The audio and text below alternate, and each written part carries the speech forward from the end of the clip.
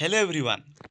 आजिर video रे discussion करमा आमे +3 थर्ड सेमिस्टर रो पॉलिटिकल साइंस ऑनर्स रो क्लास जेंटा कि कोर पेपर 5 जेंटा कि रहउचे हमर भारत रे उपनिवेशवाद ओ जातीयतावाद जेंटा कि हमें कहउछु colonialism and nationalism in India core 5 रो यूनिट 1 रे डिस्कशन करमा आज आमे जेंटा कि क्लास 1 उपनिवेशवाद रो अर्थ काना संज्ञा काना वैशिष्ट्य ओ उपनिवेशवाद रो प्रकार आज आम ई भिडियो रे डिस्कसन करमा। तो समस्ते चैनल के सब्सक्राइब कर दियो, वीडियो के गोटे लाइक कर दियो आ तुम सांग साथी मनकर संगे शेयर कर दियो वीडियोटा। तो मुझे आगुरी तुमको गोटे कथा कह देवा लगी चाहूँचे तुमको तुम पॉलिटिकल साइंस हो कि किसी नोट्स दरकार तो तुम्हें कमेंट सेक्शन रे टेलीग्राम चैनल लिंक अच्छी तुम्हें टेलीग्राम चैनल जॉइन हो जाओ। तुमर एखन जेन क्लास हवा तार नोट्स कि आगामी दिन ने जेन क्लास हवा से तार नोट्स सेने प्रोवाइड कर दिया जावा। हाँ आ गोटे कथा क्लास सरला पर तुम नोट्स लेख लेख सोच खाली देखिक मोबाइल ने रखीदे ना हुए तुम्हें क्लास देखी सारा पर तुम्हें निजे तुम खातार लेख खातार लिखि सारा बाद ताके पढ़ थरे दुई थर देख बहुत भल भाव तुमको मन रहा। आज नोट्स मेंटेन नहीं करब तो एग्जाम बेले पढ़वार लगी तुमको ही असुविधा हवा। तो मोर कहबार माने काना तुम्हें क्लास देखी सारा पर नोट्स डाउनलोड कर पक टेलीग्राम चैनल रु ताऊ तुम्हें ताके तुम्हें तुम खातार लेख आउ सेटाके पढ़ एग्जाम रे जेनता कि तुमको असुविधा नहीं है आउ एग्जाम टाइम रे तुमको नोट्स खोजी के नहीं पड़े से नोट्स मांगी के नहीं लगे। तो निजे नोट्स करब निजटा निजे पढ़ब। तो चलो स्टार्ट करमा आज आम उपनिवेशवाद अर्थ संज्ञा और वैशिष्ट्य क्लासटा लंबा हेले भी लास्ट तक देखब। उपनिवेशवाद बा कोलोनियलिज्म आमे पहिल जानबार क्लास स्टार्ट करबार आगु आमे जानमा उपनिवेशवाद काना। उपनिवेशवाद कहले होचे इतिहास रे उपनिवेशवाद शब्दटी बहुत गुरुत्वपूर्ण। इटा तो तुमको बुझे कि नहीं लगे इटा इतिहास रे उपनिवेशवाद शब्दटी बहुत गुरुत्वपूर्ण। ଏହା ଏକ ସାମ୍ରାଜ୍ୟବାଦୀ ପ୍ରକ୍ରିୟା ଯେଉଁଥିରେ ଶକ୍ତିଶାଳୀ ଦେଶ ଅନ୍ୟ ଦୁର୍ବଳ ଦେଶ କିମ୍ବା ଅଞ୍ଚଳକୁ ରାଜନୈତିକ ଅର୍ଥନୈତିକ ସାମାଜିକ ଓ ସାଂସ୍କୃତିକ ଭାବେ କବ୍ଜା କରିଥାନ୍ତି ଯେନ୍ଟାକି ଗୋଟେ ହିସାବେ ଡରେଇ ଢପେଇକିରି କବ୍ଜା କରବାର୍ କଥା। ଏହି ପ୍ରକ୍ରିୟାରେ ଶାସକ ଓ ଶୋଷିତ ଦୁଇଟି ପକ୍ଷ ଗଠିତ ହୋଇଥାନ୍ତି। तुमको गोटे एका ट्रेंडिंग गोटे एग्जांपल दउछिन जेनटा कि हमर देखबो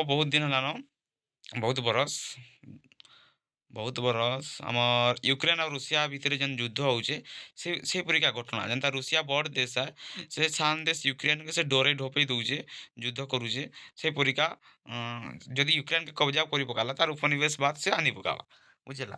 तार अर्थ काना ना उपनिवेशवाद कहले तार अर्थ है एक देशर लोक माने से देश गोटे देशर लोक माने संपत्ति और साधन संपर्क अन्य देशर कंट्रोल रे से माने रहबे।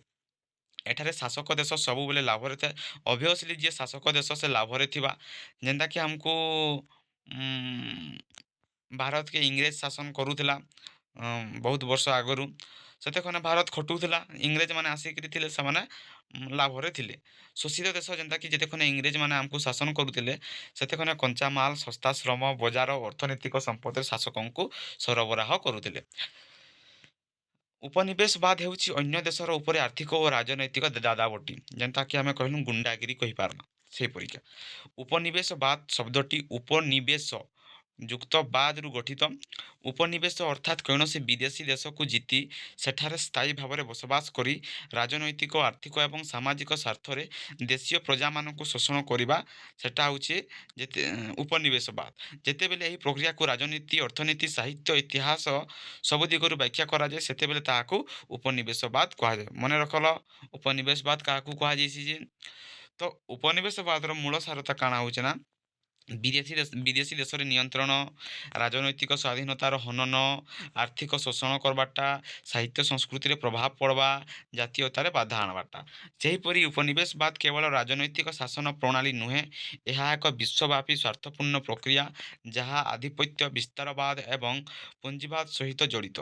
ଉପନିବେଶବାଦର ଉଦ୍ଭବ କେବେ ହେଇଥିଲା ନା 15ଶହ ଶତାବ୍ଦୀରୁ 18ଶହ ଶତାବ୍ଦୀ ପର୍ଯ୍ୟନ୍ତ ଭୌଗୋଳିକ ଆବିଷ୍କାର ପରେ ୟୁରୋପୀୟ ଦେଶଗୁଡ଼ିକରେ ପୃଥିବୀର ଅନେକ ଅଞ୍ଚଳରେ ବାଣିଜ୍ୟ କରିବାକୁ ଲାଗିଲେ ଧୀରେ ଧୀରେ ବାଣିଜ୍ୟରୁ ଶାସନ ଆଉ ଶାସନରୁ ଉପନିବେଶୀୟ ସାମ୍ରାଜ୍ୟବାଦ ଗଠିତ ହେଲା। ଧୀରେ ଧୀରେ ସେମାନେ ବାଣିଜ୍ୟ କଲେ, ବାଣିଜ୍ୟରୁ ଶାସନ କଲେ, ଆଉ ଶାସନରୁ ସେମାନେ ସେଟାକେ କବ୍ଜା କରି ବସିଲେ।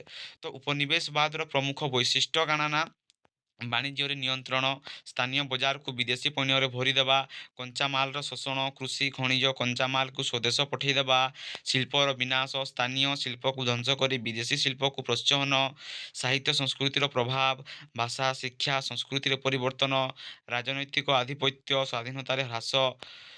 ଆଉ ବିଭିନ୍ନ ଚିନ୍ତାବିତ୍ ମାନଙ୍କ ଦୃଷ୍ଟିରୁ ଉପନିବେଶବାଦର ସଂଜ୍ଞା କାଣା ନା, ଦେଖ ଅକ୍ସଫୋର୍ଡ ଡିକ୍ସନାରୀ ଅନୁସାରେ ଉପନିବେଶବାଦର ଡେଫିନେସନ୍ ହେଉଛି colonialism is the practice of acquiring full or partial control over another country, occupying it with shelters and exploiting its economically। ଅର୍ଥାତ୍ ଅନ୍ୟ ଦେଶକୁ ଦାଦାବଟି କରି ସେଠାରେ ଉପନିବେଶୀଙ୍କୁ ପଠାଇବା ଓ ଅର୍ଥନୈତିକ ଭାବେ ଶୋଷଣ କରିବା।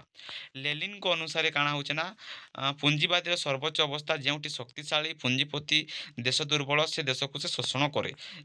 ଲେନିନ୍ଙ୍କ ଅନୁସାରେ ତୁମେ ପିଲେ ନୋଟ୍ସକେ ଡାଉନଲୋଡ଼ କରି ପକାଇନା, ତୁମେ ନୋଟ୍ସକେ তোমার ଖାତାରେ ଲେଖିକିରି ତୁମେ ଥରେ ପଢ଼ିଦେବା, ଆରାମସେ ମନେ ରହିଯିବା। ମେନ୍ ପଏଣ୍ଟ ସବୁ ନୋଟ୍ସ କରାଯାଇଛି। ଦେଖ M.N. ରୋଇଙ୍କ ଅନୁସାରେ ସେ କାଣା କହିଛନ୍ତି ନା, ଜଣେ ମାନେ ଜନସମୁଦାୟ ଅନ୍ୟ ଜନସମୁଦାୟଙ୍କୁ ରାଜନୈତିକ ଭାବେ ବଶୀଭୂତ କରି ତାଙ୍କର ଅର୍ଥନୀତିକ ଶୋଷଣ କରିବା, ତାଙ୍କର ହିସାବରେ ସେ ସେଟା କହିଛନ୍ତି। ତ ପ୍ରଧାନ ବିଶେଷତା ଏଇଟା ରହୁଛି, ପ୍ରଧାନ ବିଶେଷତା ଶୋଷଣ କରବାଟା ଆଉ ସାଂସ୍କୃତିକ ପ୍ରଭାବ ପକାବାଟା ସେ ଜିନିଷ ମାନେ। ତ ଉଦାହରଣ ଦେଖମା ଆମେ ଭାରତରେ, ଯେନ୍ତାକି ଇଂରେଜର ଉପନିବେଶବାଦ ହେଇଥିଲା 1757ରେ ପ୍ଲାସି ଯୁଦ୍ଧ ପରେ। ଯେନ୍ତା ମୁଇଁ ତୁମକୁ ଉଦାହରଣ ଦେଲି ଫାର୍ଷ୍ଟରେ ଉପନିବେଶବାଦର, ତ ସେଟା ଦେଖ ଏଖେନ୍, ଯେନ୍ତାକି ଆମର ଇଷ୍ଟ ଇଣ୍ଡିଆ କମ୍ପାନୀ ବ୍ୟାପାରରୁ ଆରମ୍ଭ କରି ପରେ ରାଜନୈତିକ ଶାସନ, ଅର୍ଥନୀତିକ ଶୋଷଣ କଲା। ଆଫ୍ରିକାରେ ବିଭିନ୍ନ ୟୁରୋପୀୟ ଦେଶଙ୍କ ଉପନିବେଶ ହୋଇଥିଲା। ଉପନିବେଶବାଦ ଏକ ଶକ୍ତି ଶୋଷଣ ଓ ନିର୍ଭରତାର ପ୍ରଣାଳୀ। ଏହାର ପ୍ରଧାନ ଲକ୍ଷ୍ୟ ହେଉଛି ଶୋଷିତ ଦେଶ ସମସ୍ତ ସମ୍ପଦକୁ ବ୍ୟବହାର କରି ଶାସକ ଦେଶର ଲାଭକୁ ସୁନିଶ୍ଚିତ କରିବା। ଯଦିଓ ଅଳ୍ପ ପରିମାଣରେ ପଶ୍ଚିମୀ ଶିକ୍ଷା, ପ୍ରଶାସନ ଓ ନୂଆ ଧାରଣାକୁ ଆଣିଥିଲା, କିନ୍ତୁ ପ୍ରଧାନତଃ ଏହା ଦୁର୍ବଳ ଦେଶମାନଙ୍କ ପାଇଁ ଶୋଷଣ ଓ ଦୁଃଖର ପ୍ରତୀକ ଥିଲା ଉପନିବେଶବାଦଟା। ତ ଉପନିବେଶବାଦ କାଣା ଆରାମସେ ବୁଝିପାରିଲ ସବେ। ଉପନିବେଶବାଦ ସରିଲା। ତ ଦେଖ ଉପନିବେଶବାଦର ପ୍ରକାର କାଣା, ଟାଇପ୍ସ ଅଫ୍ କୋଲୋନିଆଲିଜିମ୍। ଉପନିବେଶବାଦ କେବଳ ଏକ ପ୍ରକାର ନୁହେଁ, ଏହା ବିଭିନ୍ନ ଦେଶରେ ବିଭିନ୍ନ ରୂପରେ ଦେଖାଯାଇଥିସି। କେତେକ ସ୍ଥାନରେ ବ୍ୟାପାରିକ କ୍ଷେତ୍ରରେ ସେମାନେ ଥିସନ୍, କେତେକ ସ୍ଥାନରେ ରାଜନୈତିକ, ଆଉ କେତେକ ସ୍ଥାନରେ ସାଂସ୍କୃତିକ ଭାବରେ କବଜା କରିକିନା ରଖିଥିସନ୍। ସେହିପରି ଇତିହାସକାରମାନେ ଉପନିବେଶବାଦକୁ କିଛି ପ୍ରମୁଖ ପ୍ରକାରରେ ବିଭକ୍ତ କରିଛନ୍ତି। ବୁଝିଲା ଉପନିବେଶବାଦ କାହିଁକି ବିଭକ୍ତ କରାଯାଇଛି, କେଉଁ ଭାଗରେ ବିଭକ୍ତ କରାଯାଇଛି, କେଉଁ ଭାଗରେ କବଜା ମାନେ କରାଯାଇଛି। ତ ଚାଲ ଦେଖମା ଉପନିବେଶବାଦର ପ୍ରକାର। ଫାର୍ଷ୍ଟ ଦେଖମା ଆମେ ସ୍ଥାପନାତ୍ମକ ଉପନିବେଶବାଦ ବା ସେଲ୍ଟର କଲୋନିଆଲିଜିମ୍। ସେଲ୍ଟର କଲୋନିଆଲିଜିମ୍ କାଣା ନା, ସବୁଠୁ ସ୍ପଷ୍ଟ, ପ୍ରତ୍ୟକ୍ଷ ଓ ଦୀର୍ଘସ୍ଥାୟୀ ପ୍ରଭାବ ପକାଇଥିବା ରୂପ। ଏହି ପ୍ରଣାଳୀରେ ବିଦେଶୀ ଶକ୍ତିମାନେ କେବଳ ଶୋଷଣ କରିବା ପାଇଁ ଆସୁନଥିଲେ, ବରଂ ସେମାନେ ସ୍ଥାୟୀ ଭାବେ ବସବାସ କରିବା ପାଇଁ ଆସୁଥିଲେ। ସେଥିଲାଗି ତାକେ କୁହାଗଲା ସେଟଲର କୋନ, ମାନେ ସେଟ୍ ହେବାର୍ ଲାଗି ଆସୁଥିଲେ ସେମାନେ, ମାନେ ସ୍ଥାପନା କରବାର୍ ଲାଗି ଏଠାକେ ଆସୁଥିଲେ। ତାଙ୍କର ଦେଶରୁ ଛାଡ଼ିକିରି ଦେଶକେ ସେମାନେ ରହିବାର୍ ଲାଗି ବା ସ୍ଥାପନା କରବାର୍ ଲାଗି ଆସୁଥିଲେ। ଯେତେବେଳେ କୌଣସି ବିଦେଶୀ ଦେଶର ଲୋକମାନେ ଅନ୍ୟ ଦେଶକୁ ଯାଇ ସ୍ଥାୟୀ ଭାବେ ବସବାସ କରି ସ୍ଥାନୀୟ ଜନସାଧାରଣଙ୍କୁ ବିସ୍ଥାପିତ କରି ନୂଆ ସମାଜ ଓ ରାଜ୍ୟ ବ୍ୟବସ୍ଥା ଗଠନ କରନ୍ତି, ସେମାନେ ଆସିକିରି ନୂଆ ରାଜ୍ୟ, ନୂଆ ସମାଜ ଗଠନ କରବାର୍ ଲାଗି ସେମାନେ ଆଇସନ୍। ସାଧାରଣତଃ ଏପରି ପରିସ୍ଥିତିରେ ଜନଜାତୀୟ ସମୁଦାୟ ବହୁତ ଭାଗରେ ହଟିଯାଆନ୍ତି କିମ୍ବା ସମ୍ପୂର୍ଣ୍ଣ ମଧ୍ୟ ଧ୍ୱଂସ ହୋଇଯାଆନ୍ତି। ତାର ବୈଶିଷ୍ଟ୍ୟ କାଣା, ସ୍ଥାୟୀ ବସବାସ କରବାର୍ ଲାଗି ସେମାନେ ଆଇସନ୍। ସ୍ଥାନୀୟଙ୍କୁ ବିସ୍ଥାପନ, ତାକୁ ମାନେ ଯେନ୍ମାନେ ହେନେ ସ୍ଥାନୀୟ ଲୋକ ଥିଲେ ତାଙ୍କର ଜମି ସମ୍ପଦ ଜୀବନରୁ ସ୍ଥାନୀୟ ଲୋକଙ୍କୁ ଦୂର କରାଯାଉଥିଲା। ନୂତନ ସରକାର ପ୍ରଣାଳୀ, ସେମାନେ ତାଙ୍କର ୟୁରୋପୀୟ ଆଇନ, ତାଙ୍କର ଶିକ୍ଷାକୁ ସେମାନେ ଲାଗୁ କରୁଥିଲେ। ସାଂସ୍କୃତିକ ଧ୍ୱଂସ କରିଦେସନ୍, ଜଙ୍ଗଲୀକୁ ଅବମାନ କରାଯାଉଥିଲା, ଜାତିଗତ ବିଧଭାବ କରୁଥିଲେ ସେମାନେ। ତାପରେ ଐତିହାସିକ ଉଦାହରଣ, ଯେନ୍ଟାକି ଆମେରିକା, USA ଆଣ୍ଡ କାନାଡ଼ା, ଯେନ୍ଟାକି 1492ରେ କ୍ରିଷ୍ଟୋଫର କଲମ୍ବସ୍ ନୂତନ ଦୁନିଆ ଆବିଷ୍କାର କଲା। ପରବର୍ତ୍ତୀ 200 ବର୍ଷ ଧରି ବ୍ରିଟିଶ, ଫରାସୀ, ସ୍ପାନିଶ, ଡଚ୍ ସମସ୍ତେ ଆମେରିକାରେ ସ୍ଥାପନା କଲେ। ସ୍ଥାନୀୟ ରେଡ୍ ଇଣ୍ଡିଆନ୍ସ ମାନଙ୍କୁ ବିସ୍ଥାପିତ କରି ୟୁରୋପୀୟ ଲୋକମାନେ ବସିଗଲେ। ଯେନ୍ଟାକି ଆମର ରେଡ୍ ଇଣ୍ଡିଆନ୍ସ ମାନଙ୍କୁ ବିସ୍ଥାପିତ କରି ୟୁରୋପୀୟ ଲୋକମାନେ ସେଠାରେ ବସିଗଲେ। ଆଜି USA, କାନାଡ଼ା ଇତ୍ୟାଦି ଦେଶମାନେ ସେଟଲର କଲୋନିଆଲ ଷ୍ଟେଟ୍ ଭାବରେ ପରିଚିତ। ତାର ଏକ୍ଜାମ୍ପଲ ବୁଝି ହେଲା, ଉଦାହରଣ ଦେଖ ଆମେ ଦେଖଲା କାଣା ନା, ସେଟଲର କୋଲୋନିଆଲିଜିମ୍ କାଣା ତ ତାର ଉଦାହରଣ ବି ତମକୁ ଗୋଟେ ଦେଲି ସେଟଲର କୋଲୋନିଆଲିଜିମ୍ର। ତ ଆଉ ଦେଖ ଅଷ୍ଟ୍ରେଲିଆ ଆଉ ନ୍ୟୁଜିଲାଣ୍ଡ ମଧ୍ୟ 1800 ଶତାବ୍ଦୀରେ ବ୍ରିଟିଶ ମାନେ ଅଷ୍ଟ୍ରେଲିଆକୁ ପେନାଲ କଲୋନି ଭାବେ ବ୍ୟବହାର କରିଥିଲେ। ପରେ ବ୍ରିଟିଶ ପରିବାର କୃଷକ ବ୍ୟବସାୟୀମାନେ ସେଠାରେ ସ୍ଥାପନା କଲେ। ତାପରେ ଏବରଗିନାଲ ପିପୁଲ ମାନେ ନିଜର ଜମିରୁ ବିସ୍ଥାପିତ ହେଲେ। ସେହିପରି ନ୍ୟୁଜିଲାଣ୍ଡର ମେରୋରି ଲୋକମାନେ ବହୁତ ହାନି ଭୋଗିଥିଲେ। ସେମିତି ଦକ୍ଷିଣ ଆଫ୍ରିକା ଦେଖ ଦକ୍ଷିଣ ଆଫ୍ରିକା ତାପରେ ପ୍ରଭାବ କାଣା ପଡ଼ିଲା ନା ସାମାଜିକ କ୍ଷେତ୍ରରେ ସ୍ଥାନୀୟ ଜନଜାତି ମାନେ ସେକେଣ୍ଡ କ୍ଲାସ୍ ସିଟିଜେନ୍ କରାଯାଇଥିଲେ। ଜନଗଣନାରେ ସ୍ଥାନୀୟ ଲୋକଙ୍କ ସଂଖ୍ୟା ବହୁତ ହ୍ରାସ ପାଇଲା ହତ୍ୟା ରୋଗ ବିସ୍ଥାପନରୁ। ଆର୍ଥିକ କ୍ଷେତ୍ରରେ ସବୁ ବିଦେଶୀମାନଙ୍କ ନିୟନ୍ତ୍ରଣରେ ସବୁ ରହିଲା। ତାପରେ ସ୍ଥାନୀୟ ଲୋକମାନେ ଶ୍ରମିକରେ ପରିଣତ ହୋଇଗଲେ। ହେନେ ଯେନ୍ ଲୋକ ଥିଲେ ସ୍ଥାନୀୟ ଲୋକମାନେ ସେମାନେ ଶ୍ରମିକରେ ପରିଣତ ହୋଇଗଲେ। ସାଂସ୍କୃତିକରେ ସ୍ଥାନୀୟ ଭାଷା ଆଉ ସାଂସ୍କୃତିକ ଧର୍ମ ପଛୁଆ ବୋଲି ଅବହେଳିତ ହେଲା ସାଂସ୍କୃତିକ କ୍ଷେତ୍ରରେ। ଆଉ ରାଜନୈତିକ କ୍ଷେତ୍ରରେ ୟୁରୋପୀୟ ମଡ଼େଲ ମାନେ ତାଙ୍କର ପ୍ରଶାସନ ସେମାନେ ତାଙ୍କର ରାଜନୀତିକ କଲେ। ସେଟଲର କୋଲୋନିଆଲିଜିମ୍ କେବଳ ଶାସନ ନୁହେଁ ବରଂ ଏକ ଡେମୋଗ୍ରାଫିକ୍ ଇନଭେଜିଅନ୍ ଅର୍ଥାତ୍ ସ୍ଥାନୀୟଙ୍କୁ ବଦଳାଇ ନୂଆ ଜାତି ସ୍ଥାପନ କଲେ।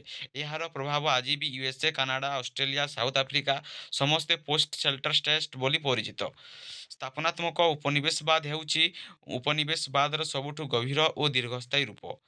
ବୁଝିଲା ତ ଏଖେନ୍ ଦେଖମା ଆମେ ଏକ୍ସପ୍ଲୋନେସନ୍ କୋଲୋନିଆଲିଜିମ୍ ବା ଶୋଷଣମୂଳକ ଉପନିବେଶବାଦ। ଶୋଷଣମୂଳକ ଉପନିବେଶବାଦ ହେଉଛି ସବୁଠୁ ଲୋଭନୀୟ ଓ ନିଷ୍ଠୁର ରୂପ। ଏଥିରେ ବିଦେଶୀ ଶକ୍ତିମାନେ କୌଣସି ଦେଶକୁ ସ୍ଥାୟୀ ବସବାସ ପାଇଁ ନୁହେଁ ବରଂ ସେହି ଦେଶର ସମ୍ପଦ ଓ ଶ୍ରମ ଓ ବଜାରକୁ ଶୋଷଣ କରିବା ପାଇଁ ଦାବି କରନ୍ତି। ବୁଝିଲା ଏକ୍ସପ୍ଲେନେସନ୍ କୋଲୋନିଆଲିଜିମ୍ ବା ଶୋଷଣମୁକ୍ତ ଉପନିବେଶବାଦ କାଣା ଯେ ସ୍ଥାନୀୟ ଜନସାଧାରଣଙ୍କୁ ନିଜ ଦେଶରେ ରଖି ସେମାନଙ୍କର ଶ୍ରମ ପ୍ରାକୃତିକ ସମ୍ପଦ ଓ ବଜାରକୁ ବିଦେଶୀ ଶାସକମାନେ ନିଜ ସ୍ୱାର୍ଥ ପାଇଁ ବ୍ୟବହାର କରନ୍ତି। ବୁଝିହେଲା ଆମର ଏକ୍ସପ୍ଲେନେସନ୍ କୋଲୋନିଆଲିଜିମ୍ ତଥା ଶୋଷଣମୂଳକ ଉପନିବେଶବାଦ କାହାକେ କୁହାଯାଏ। ତାର ବୈଶିଷ୍ଟ୍ୟ ଏଇଟା ଦେଖିପାରୁଥିବ ସ୍ଥାୟୀ ବସବାସ ନୁହେଁ ପ୍ରାକୃତିକ ସମ୍ପଦର ଶୋଷଣ ସ୍ଥାନୀୟକୁ ଶ୍ରମିକ ଭାବରେ ପରିଣତ ବଜାରର ନିୟନ୍ତ୍ରଣ ଏଇଟା ସବୁ ହେଲା ତାର ବୈଶିଷ୍ଟ୍ୟ। ତାରପରେ ଐତିହାସିକ ଉଦାହରଣ ଏମାନେ ସବୁ ରହିଲେ। ତାପରେ ଐତିହାସିକ ଉଦାହରଣ ଯଦି ଦେଖ ଭାରତରେ ଯେତେକ୍ଷଣ ବ୍ରିଟିଶ ଶାସନ ହେଲା ସେତେକ୍ଷଣ ଇଷ୍ଟ ଇଣ୍ଡିଆ କମ୍ପାନୀ 1757ରେ ପ୍ଲାସି ଯୁଦ୍ଧରୁ ଶକ୍ତି ସ୍ଥାପନ କଲା। କପା ନୀଳ ଚା ମସଲା ଖଣିଜ କଚାମାଲ ସବୁ କୁ ବିଦେଶ ପଠାଇଲା। ବ୍ରିଟିଶ ଇଣ୍ଡଷ୍ଟ୍ରି ଭାରତରୁ କପା ଦ୍ୱାରା ପ୍ରସିଦ୍ଧ ହୋଇଗଲା। ସ୍ଥାନୀୟ ହାତ ଚାକି ବୁନାକାର ମାନେ ବେରୋଜଗାର ହେଇଗଲେ। ସେହିପରିକା ଶୋଷଣମୁକ୍ତ ଉପନିବେଶ ବାଦ ସେଇଟା ସେମିତି ଆଫ୍ରିକାରେ ଯେନ୍ତା ଭାରତରେ ଇଂରେଜ ଶାସନ ଥିଲା ସେମିତି ତାର ଉଦାହରଣ ଦେଇଛି ଆଫ୍ରିକାରେ ୟୁରୋପୀୟ ଶୋଷଣ। ତୁମେ ସେଟା ନୋଟ୍ସ କରିପାରିବ। ତାପରେ ଦେଖ ଲାଟିନ୍ ଆମେରିକାରେ ସ୍ପାନିଶ ଓ ପର୍ତ୍ତୁଗିଜ ମାନଙ୍କ ଶାସନ। ତାପରେ ଆର୍ଥିକ ପ୍ରଭାବ କାଣା ପଡ଼ିଲା ଆର୍ଥିକ ପ୍ରଭାବ ସେଇ ଦୃଷ୍ଟିରୁ ଆର୍ଥିକ ପ୍ରଭାବ ପଡ଼ିଲା ଧନ ଦୌଲତର ନିଗମନ ହେଲା। ଶିଳ୍ପ କାରଖାନା ସବୁ ବିଦେଶୀଙ୍କ ପକ୍ଷରେ ରହିଗଲା। ସାମାଜିକ କ୍ଷେତ୍ରରେ କୃଷକମାନେ ନଗଦ ଫସଲ ନୀଳ କପାସ ଚା ଚାଷ କରିବାକୁ ବାଧ୍ୟ ହେଲେ। ତାପରେ ରାଜନୀତିକ ପ୍ରଭାବ ପଡ଼ିଲା ସାଂସ୍କୃତିକ ବି ପ୍ରଭାବ ପଡ଼ିଲା। ମାନେ ଏକ୍ସପ୍ଲେନେସନ୍ କୋଲୋନିଆଲିଜିମ୍ ଧନୀ ଗରିବ ମଧ୍ୟରେ ବିପୁଳ ତାରତମ୍ୟ ସୃଷ୍ଟି କରିଦେଲା। ବିଦେଶୀମାନେ ଇଣ୍ଡଷ୍ଟ୍ରିଆଲ ରିଭଲ୍ୟୁସନକୁ ଆଗେଇ ନେଲେ କିନ୍ତୁ ଉପନିବେଶୀୟ ଦେଶମାନେ ଦାରିଦ୍ର୍ୟରେ ପଡ଼ିଗଲେ। ଏଇଟା ହେଲା ଶୋଷଣମୂଳକ ଉପନିବେଶବାଦ। ତାପରେ ଦେଖମା ଆମେ ବାଣିଜ୍ୟମୂଳକ ଉପନିବେଶବାଦ ବା ଟ୍ରେଡିଂ କୋଲୋନିଆଲିଜିମ୍। ଉପନିବେଶବାଦର ଏକ ବିଶେଷ ରୂପ ହେଉଛି ବାଣିଜ୍ୟମୂଳକ ଉପନିବେଶବାଦ। ଏହିରେ ବିଦେଶୀ ଶକ୍ତିମାନେ କୌଣସି ଦେଶକୁ ସମ୍ପୂର୍ଣ୍ଣ ଦାବି କରିବା କିମ୍ବା ସେଠାରେ ସ୍ଥାପନ କରିବାକୁ ଆସନ୍ତି ନାହିଁ ବରଂ ସେହି ଦେଶରେ ବ୍ୟାପାର କେନ୍ଦ୍ର ବା ଟ୍ରେଡ୍ ସେଣ୍ଟର ସ୍ଥାପନ କରି ବ୍ୟାପାରରେ ଏକାଧିକାର ସ୍ଥାପନ କରନ୍ତି। ଅର୍ଥାତ୍ ସ୍ଥାନୀୟ ଜନସାଧାରଣଙ୍କ ସହିତ ସିଧାସଳଖ ବ୍ୟାପାର କରିବାକୁ ବିଦେଶୀ ଶକ୍ତିମାନେ ସମୁଦ୍ର ବନ୍ଦର ବ୍ୟାପାର କେନ୍ଦ୍ର କୋର୍ଟ କୋଟାବାଡ଼ି ନିର୍ମାଣ କରି ସେହି ବ୍ୟାପାରରେ ଏକାଧିକାର ସ୍ଥାପନ କରନ୍ତି। ତାର ବୈଶିଷ୍ଟ୍ୟ ଦେଖ ସମୁଦ୍ର ବନ୍ଦର ନିୟନ୍ତ୍ରଣ କରନ୍ତି ବ୍ୟାପାରରେ ଏକାଧିକାର ମୂଲ୍ୟ ନିର୍ଣ୍ଣୟ କରୁଥିଲେ। ତାପରେ କୋର୍ଟ କୋଟାବାଡ଼ି ନିର୍ମାଣ ଫ୍ୟାକ୍ଟ୍ରି ସବୁ ସେମାନେ ତାଙ୍କର ହାତରେ ରହୁଥିଲା। ସମ୍ପଦ ସ୍ଥାନୀୟ ସହିତ ବ୍ୟାପାରିକ ସମ୍ପର୍କ ମାନେ ସ୍ଥାନୀୟ ରାଜା ସାମନ୍ତଙ୍କ ସହିତ ସନ୍ଧି ସମ୍ବନ୍ଧୀ କରାଯାଉଥିଲା। ତାର ଉଦାହରଣ ଭାରତରେ ପର୍ତ୍ତୁଗୀଜ ଯେତେବେଳେ ହେଲା ଭାରତରେ ପର୍ତ୍ତୁଗୀଜ 1498ରେ ବାସ୍କୋ ଦା ଗାମା କାଲିକଟ ପହଞ୍ଚିଲା। ସେମାନଙ୍କ ତାଙ୍କର ପ୍ରଧାନ କ୍ଷେତ୍ର ଗୋଆ ଡାମାଣ୍ଡିଉ ସେମାନଙ୍କର ପ୍ରଧାନ କେନ୍ଦ୍ର ଥିଲା। ପର୍ତ୍ତୁଗୀଜ ମାନେ ମସଲା ବ୍ୟାପାର ଉପରେ ଏକାଧିକାର କରିଥିଲେ ଭାରତରେ ପର୍ତ୍ତୁଗୀଜ ସେତେବେଳେ। ସେମିତି ଆଉ ଉଦାହରଣ ଅଛି ଦେଖିପାରୁଥିବ ଡଚ୍ ଇଷ୍ଟ ଇଣ୍ଡିଆନ୍ କମ୍ପାନୀ ତାପରେ ବ୍ରିଟିଶ ଇଷ୍ଟ ଇଣ୍ଡିଆନ୍ କମ୍ପାନୀ ସ୍ଥାପିତ କରିଥିଲେ। ଆମର ବ୍ରିଟିଶ ଇଷ୍ଟ ଇଣ୍ଡିଆନ୍ କମ୍ପାନୀ 1600ରେ ସ୍ଥାପିତ ହେଇଥିଲା। 1613ରେ ସୁରଟରେ ପ୍ରଥମ କାରଖାନା ଭାବରେ ସ୍ଥାପିତ ହୋଇଥିଲା। ତାର ମାଡ୍ରାସ ବମ୍ବେ କଲକାତାରେ ପ୍ରମୁଖ ବ୍ୟାପାର କେନ୍ଦ୍ର ଅଛି। ପ୍ରଥମେ ବ୍ୟାପାର କରସନ୍ ତାପରେ ଧୀରେ ଧୀରେ ସେମାନେ ଏନୁ ଶାସନ କରି ବସସନ୍। ସେମିତି ଫ୍ରାନ୍ସ ଇଷ୍ଟ ଇଣ୍ଡିଆନ୍ କମ୍ପାନୀ ପ୍ରଭାବ ପକାଇଥିଲା ଆର୍ଥିକ କ୍ଷେତ୍ରରେ। ଦେଖ ସ୍ଥାନୀୟ ବ୍ୟାପାରୀମାନେ ଦିୱାଲିଆ ହୋଇଗଲେ। ସମସ୍ତେ ମସଲା ରେଶମ କପାସ ବିଦେଶକୁ ଶସ୍ତାରେ ଯାଉଥିଲା କିନ୍ତୁ ସେଠାରେ ମହଙ୍ଗାରେ ବିକୁଥିଲେ। ବ୍ୟାପାର କୋଲୋନିଆଲିଜିମ୍ ଏଇଟା। ରାଜନୈତିକ କ୍ଷେତ୍ରରେ ପ୍ରଥମେ ବ୍ୟାପାର କରୁଥିଲେ ତାପରେ ରାଜନୈତିକ ହସ୍ତକ୍ଷେପ କରୁଥିଲେ। ସାମାଜିକ କ୍ଷେତ୍ରରେ ସ୍ଥାନୀୟମାନଙ୍କୁ ଦାସ ଶ୍ରମିକ କରି ବ୍ୟବହାର କରୁଥିଲେ। ବାଣିଜ୍ୟମୂଳକ ଉପନିବେଶବାଦ ହେଉଛି ଉପନିବେଶବାଦର ପ୍ରାରମ୍ଭିକ ଚରଣ। ପ୍ରଥମେ ବିଦେଶୀମାନଙ୍କ କେବଳ ବ୍ୟାପାର ପାଇଁ ଆସିଥିଲେ କିନ୍ତୁ ବ୍ୟାପାରରୁ ରାଜନୀତି ପରେ ସାମ୍ରାଜ୍ୟବାଦୀ ଶାସନ ଏହାର ପରିଣାମ ହେଲା। ଭାରତରେ British East India Company trading କୋଲୋନିଜିଆମରୁ ଏକ୍ସପ୍ଲେନେସନ୍ କୋଲୋନିଆଲିଜିମ୍ ଓ ପଲିଟିକାଲ କୋଲୋନିଜିମ୍ ପର୍ଯ୍ୟନ୍ତ ଯାଇଥିଲା। ଦେଖ ସେମାନେ ଆସିଥିଲେ ବ୍ୟାପାର ଲାଗି କିନ୍ତୁ ବ୍ୟାପାରରୁ ସେମାନେ ଏକ୍ସପ୍ଲେନେସନ୍ ଉପନିବେଶବାଦ ଓ ପଲିଟିକାଲ ଉପନିବେଶବାଦ ହେଇ ପର୍ଯ୍ୟନ୍ତ ସେମାନେ ଗଲେ। ତ ତାପରେ ଏଖାନେ ଦେଖମା ଆମେ ରାଜନୀତିକ ଉପନିବେଶବାଦ ତଥା ପଲିଟିକାଲ କୋଲୋନିଆଲିଜିମ୍। ତ ବ୍ୟାପାରିକ ଉପନିବେଶବାଦ ତାର ମୂଳ ଲକ୍ଷ୍ୟ କାଣା ବା ମୂଳ ଅର୍ଥ କାଣା? ବିଦେଶୀ ଶକ୍ତିମାନେ କେବଳ ବ୍ୟାପାର କିମ୍ବା ସମ୍ପଦ ଉପରେ ନୁହେଁ ସେମାନେ ସାର୍ବଭୌମତ୍ୱ ପ୍ରଶାସନ ଓ ରାଜନୈତିକ ସମସ୍ତ କ୍ଷେତ୍ରକୁ ନିୟନ୍ତ୍ରଣ କରନ୍ତି। ବ୍ୟାପାରୀ କମ୍ପାନୀ କରସନ୍ ତାରପରେ ସେମାନେ ଶାସକ ହେସନ୍। ମାନେ ସ୍ଥାନୀୟ ରାଜା ସମ୍ରାଟ ସାମନ୍ତଙ୍କୁ ହଟାଇ ପ୍ରତ୍ୟକ୍ଷ ଶାସନ କରିବା ତାଙ୍କର ଲକ୍ଷ୍ୟ। ତାଙ୍କର ବୈଶିଷ୍ଟ୍ୟ ଦେଖ ସୈନ୍ୟ ଶକ୍ତିର ବ୍ୟବହାର କରସନ୍। ପ୍ରଶାସନୀୟ ନିୟନ୍ତ୍ରଣ ଆର୍ଥିକ ନୀତି ରାଜନୈତିକ ସନ୍ଧି ସାଂସ୍କୃତିକ ପ୍ରଭାବ ପଡ଼୍ସି ତାର ବୈଶିଷ୍ଟ୍ୟ। ତ ଉଦାହରଣରେ ଭାରତ ଦେଖ Plassey 1757 British East India Company ବେଙ୍ଗଲରେ ଶକ୍ତିଶାଳୀ। ବୁକଜଗର 1764 ବେଙ୍ଗଲ ବିହାର ଓଡ଼ିଶାର ଦିୱାନୀ ରାଇଟ୍ସ। ତୁମେ ଏଇଟା ନୋଟ୍ସ କରିଦିଅ ଇମ୍ପୋର୍ଟାଣ୍ଟ ଜିନିଷ।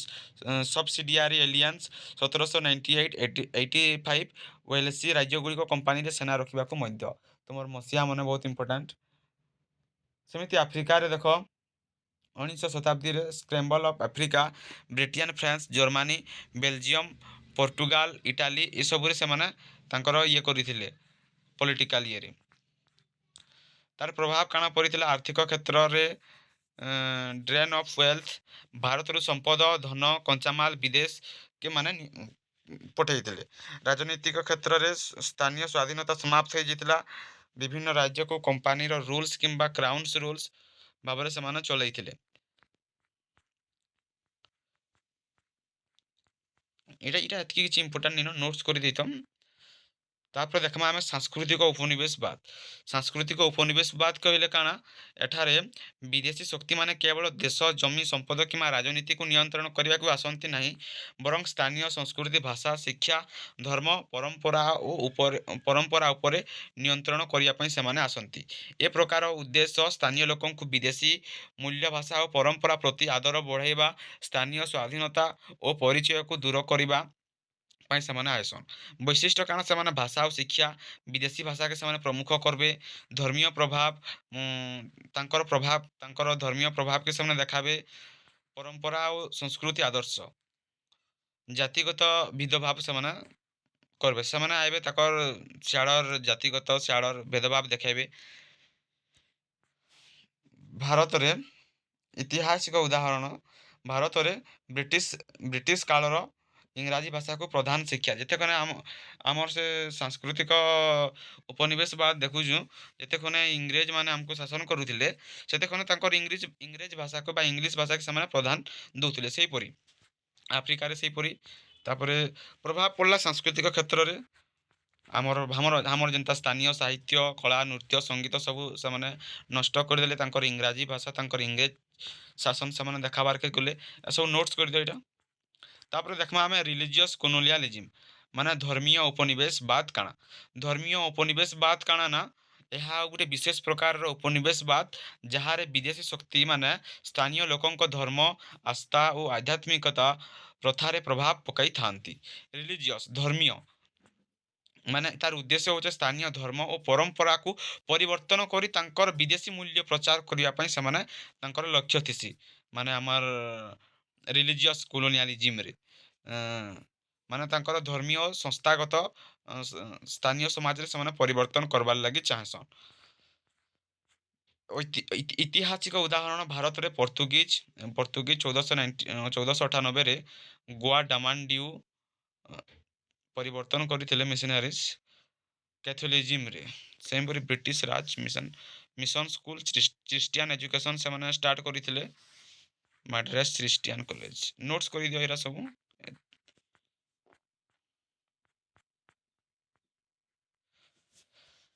ଏହା ସ୍ୱାଧୀନତା ପରେ ମଧ୍ୟ ସ୍ଥାନୀୟ ସାଂସ୍କୃତିକ ଚେତନାକୁ ପୁନର୍ଜୀବିତ କରିବାକୁ ପ୍ରେରଣା। ତ ଇଟା ହେଲା ଉପନିବେଶବାଦର ପ୍ରକାର।